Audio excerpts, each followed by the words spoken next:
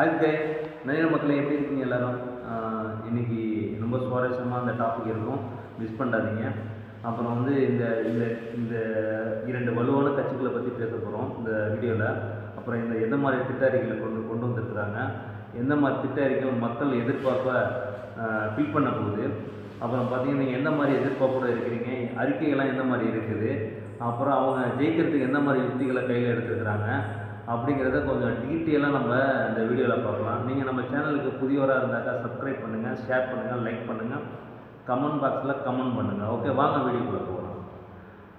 நிறைய மக்களே, இன்றைக்கி 2 வேட்பாளர் பற்றி நம்ம பார்க்கலாம். ஒன்று வந்து பார்த்திங்கன்னா அஇஅதிமுக சார்பாக ஆர் காமராஜன் அவர்களும், நெல்லையை சேர்ந்த எஸ்டிபிஐ கட்சி முகமது முபாரக் அவர்களும் களம் காண உள்ளார்கள். இங்கே பார்த்தீங்கன்னா டிஎம்கே வந்து நெல்லையிலேருந்து ஒரு கேண்டிடேட்டை அறிமுகப்படுத்தியிருக்கிறாங்க. இந்த பக்கம் பார்த்தீங்கன்னா அஇஅதிமுக சார்பாக தொடர்ந்து நன்னிலத்தில் சட்டமன்ற வேட்பாளராக போட்டியிட்டு வெற்றி பெற்றவர் என்று கூறலாம். இப்போ 2026 எலெக்ஷனில் களம் காண உள்ளார். இப்போ இங்கே என்ன பார்த்தீங்கன்னா, இங்கே டிஎம்கே சார்பாக நெல்லையிலேருந்து ஒரு கேண்டிடேட் அறிமுகப்படுத்துகிறாங்க. ஆனால் இங்கே உள்ள உடன்பிறப்புகள்லாம் பார்த்தீங்கன்னா கடும் கோபத்தில் இருக்கிறாங்க தலைமை மேலே.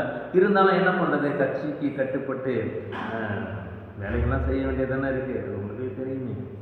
ஓகே, நம்ம அஇஅதிமுக வந்து எந்த மாதிரி திட்ட அறிக்கைகளை மக்களுக்கு கொண்டு வந்திருக்காங்க, அது எந்த அளவுக்கு மக்களுக்கு போய் சேர்ந்துருக்குங்கிறத நம்ம இந்த வீடியோவில் டீட்டெயிலாக பார்ப்போம்.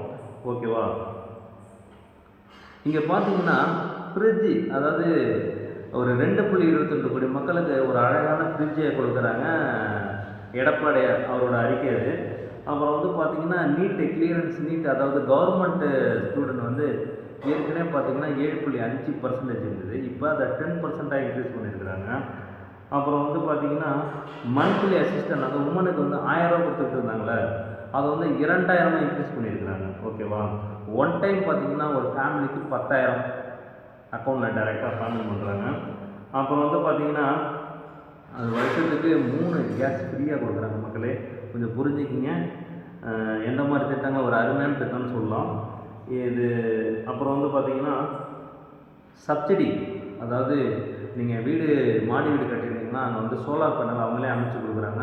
நீங்கள் எந்த பைசாவும் கொடுக்க வேணாம், அவங்க 30,000 வரைக்கும் அவங்க மானியமாக கொடுக்குறாங்க. ஓகேவா? அப்புறம் வந்து பார்த்திங்கன்னா நெல், அதாவது பேடிக்கு, அதாவது நெல்லுக்கு வந்து ஒரு 3,500 குவிண்டாலுக்கு அவங்க இன்க்ரீஸ் பண்ணியிருக்கிறாங்க.